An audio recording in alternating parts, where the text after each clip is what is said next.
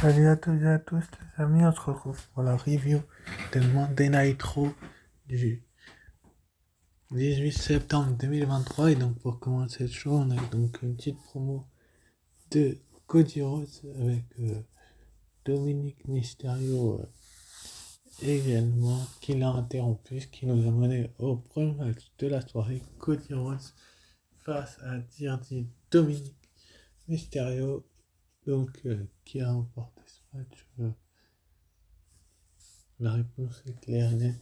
Cody Cutter, Crossroads 1, 2, 3. Cody Rhodes remporte ce match, mais ce qui me déçoit, c'est pas forcément la manière dont Cody Rhodes a battu le champion nord-américain, c'est la façon dont il a enfumé, excusez-moi l'expression, ce lutteur, mais bon, je peux me tromper, mais du côté de la WWE, c'est sans doute la meilleure solution possible qui a été effectuée par Cody Rhodes et sa victoire. Donc il va après sa victoire essayer de réconcilier, enfin avec lui et Sami Zayn, il va essayer de convaincre Kevin Owens de pardonner Jey Uso pour tout ce qu'il a fait. Donc c'est plutôt une bonne chose de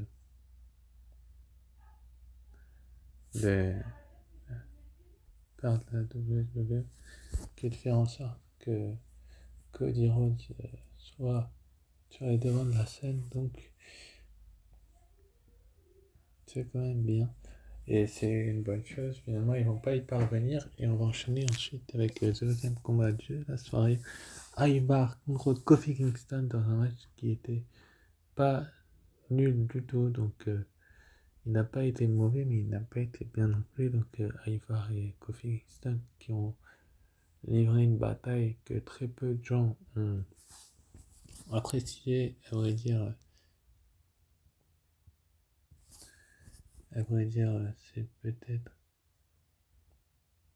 une des meilleures choses possible de faire un match entre Kofi Kingston et Ivar. C'était censé être un match par équipe, mais finalement ça va être un match en un contre un, vu que Eric des Viking Raiders est blessé. Finalement, Kofi Kingston va l'emporter avec un Trouble in Paradise après une bonne quinzaine de minutes de match.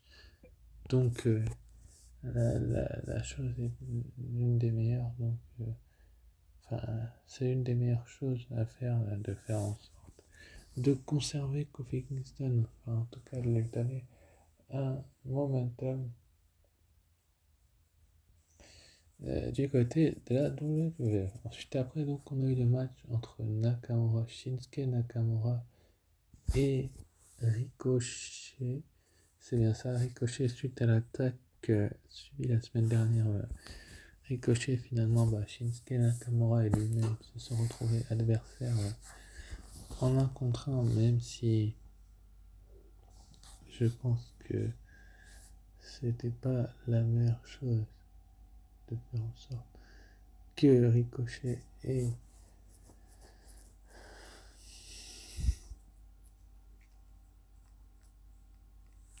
Shinsuke Nakamura s'affrontent. Bon, on a eu la même fin que du côté de Raw il y a quelques semaines où Nakamura avait frappé Ricochet avec une chaise. Finalement, il va détruire le genou de Ricochet après qu'il lui ait fait subir la même chose. Mais bon, Seth Rollins va se pointer ensuite pour tenter de sauver son pote Ricochet, ce qui va pas forcément être la bonne chose, étant donné qu'il va lui aussi se faire détruire le dos sur la table des commentateurs. Vous pouvez apercevoir sur cette image la réaction de Tweet paraît un petit peu étonné de voir un Ricochet se faire avoir de la sorte. Donc finalement, un ruine se fait avoir de la sorte. Finalement, c'est Nakamura qui va se moquer de Seth Rollins. Il va prendre un visage, une pancarte d'un fan. Et ensuite, après avoir pris cette pancarte de ce fan, il va, tout simplement se moquer de lui avec cette pancarte, tout simplement. Ensuite, après, donc, on a eu le match féminin par équipe, Zoe Stark et Shayna Baszler contre Piper Niven et Chelsea Green, les championnes par équipe de la WWE, donc c'est plutôt une bonne chose de voir que Piper Niven et Chelsea Green et Zoe Stark et Shayna Baszler est livré une telle rencontre. Bon, bien évidemment, à chaque fois c'est pareil, c'est la même chose. Donc, c'est la même chose et donc ça prouve que c'est parmi les meilleures choses finalement. Nia Jax va arriver et venir détruire tout ce beau monde, excusez-moi l'expression, mais elle va elle va attraper chez Sirène par les cheveux, la balancer au-dessus de la balustrade. Ensuite, après, elle va, elle va faire un corde à linge à Shayna Baszler et à Zoe Stark et à faire le coup son espèce de shot, la deuxième corde, sur le thorax de de Shayna Baszler, et Shayna Baszler va un petit peu être détruite, donc ça fait quand même 5 lutteuses que Nia Jax met en difficulté. On va bien voir qui va pouvoir l'arrêter dans les prochaines semaines, mais j'ai vraiment hâte de voir la suite. Ensuite, après, on a eu donc Bronson Reed contre Chad Gable, donc Chad Gable qui a perdu la semaine d'avant, juste avant, son opportunité pour le titre intercontinental de Gunther dans un match incroyable. Je vous conseille d'aller le regarder pour ceux qui ne l'ont pas vu, qui va se retrouver face à donc Gunther, et puis il va se faire finalement détruire. Là, Bronson Reed va détruire Chad Gable. Bon, Chad Gable qui veut un autre match pour le titre intercontinental, je trouve que c'est un petit peu exagéré, même si bon, il a eu plusieurs opportunités face à Gunther. On voit bien qu'il est en difficulté, donc c'est une bonne chose que de faire en sorte que Chad Gable soit parmi les meilleurs actuellement à la WWE, mais qu'il soit un petit peu mis décrédibilisé. Ensuite, après, donc, on a eu le Open Challenge de Becky Lynch pour le NXT Championship, où elle remettait son titre féminin NXT en jeu dans un Open Challenge qui a finalement été accepté par Natalia. Donc de base ça devait pas être Natalia mais Tegan Nox qui devait se retrouver face à Becky Lynch, mais finalement c'est donc Natalia qui s'y est retrouvée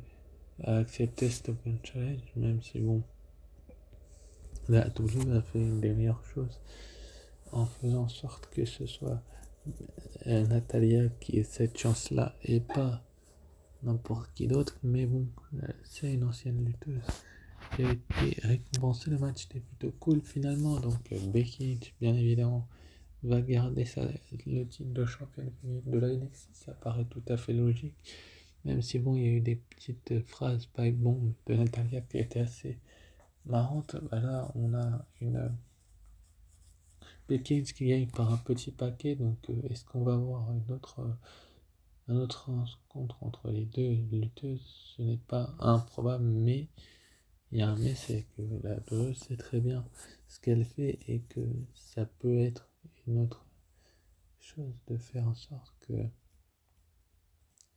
finalement Becky Lynch garde le titre le plus longtemps possible. Donc c'était la plupart des points positifs, tout comme ce match entre Tommaso Ciampa et Ludwig Kaiser. Donc Ludwig Kaiser qui a pas, non, Giovanni Vinci, pardon, Giovanni Vinci qui n'a pas démérité accompagné de Ludwig Kaiser, bien évidemment, d'Imperium. Là, mais finalement, Tommaso Ciampa a clairement montré ses intentions de vouloir le titre de Gunther. Est-ce que on va avoir une suite intéressante, intelligente entre ces deux compétiteurs là? C'est pas certain. Ce qui est sûr, c'est que finalement, avec son Fairy Talenting, Tommaso Ciampa va réussir à battre Giovanni Vinci, je vais y arriver, et pas Ludwig Kaiser.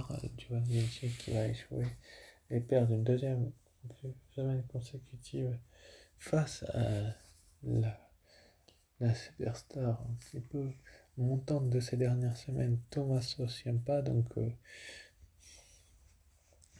c'est plutôt cool. Ensuite, après, donc, on a une petite promo backstage de Seth Freaking Rollins où tout simplement il a un petit peu dit à Nakamura, tu veux jouer, on va jouer, etc., etc. Enfin bref, un petit peu le discours habituel. Il lui a dit, tu veux un match pour mon titre, tu choisis la date, le lieu, l'endroit et où tu veux et quand tu veux, et je te challenge,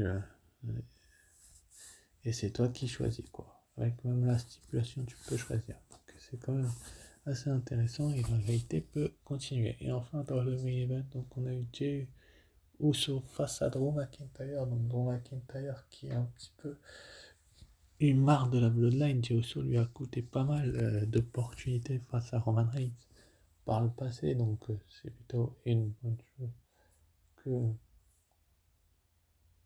ce soit la meilleure chose possible de faire en sorte que Jey Uso et Drew McIntyre livrent une sacrée bataille. La bataille était l'une des meilleures, si ce n'est la meilleure,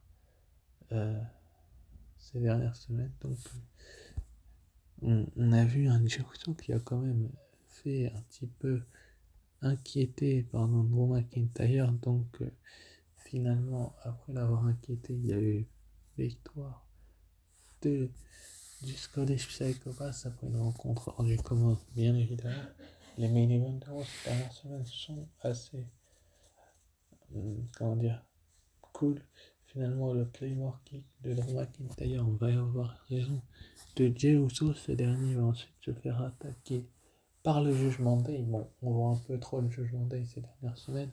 Là, les replays étaient absentes, mais on a quand même pas mal vu Dominique, Finn Balor et Damien Priest. Mais bon, ils n'ont pas catché, ils n'ont fait que des interventions. Finalement, ils vont tenter de détruire Jey Uso, mais Cody Rhodes va venir faire le sauvetage de son ami Jey Uso qu'il a réussi à ramener du côté droit. Enfin bref, c'était quand même assez intelligent de la part des officiels. Et donc annoncé pour la semaine prochaine du côté droit, on aura Shinsuke Nakamura qui répondra au challenge de Seth Freaking Rollins, Kevin Owens et Sami Zayn qui auront leur rematch contre le Judgment Day face à contre le Judgment Day, donc Damien Priest, Senior Money, Dominic et Finn Balor pour les titres par équipe Undisputed. Dominic Mysterio contre Dragon Lee pour le titre nord-américain qui commence à devenir très intéressant avec le renvoi récent de Mustafa Ali, vu que ça peut peut-être que Dragon Lee va le détrôner du coup. Et ensuite Otis contre Big Bronson Reed, donc Big Bronson Reed, pour ceux qui ne savent pas, c'est le partenaire de Otis, pardon, c'est le partenaire de Chad Gable. Et apparemment, d'après des rumeurs, on ne sait pas si c'est certain ou pas, Ludwig Kaiser contre Tommaso Ciampa. Sur ce, je vous remercie d'avoir suivi cette review de Raw et je vous dis à très vite pour une nouvelle vidéo. Et si j'ai une note à donner, c'est 14/20. Je vous dis ciao, bye.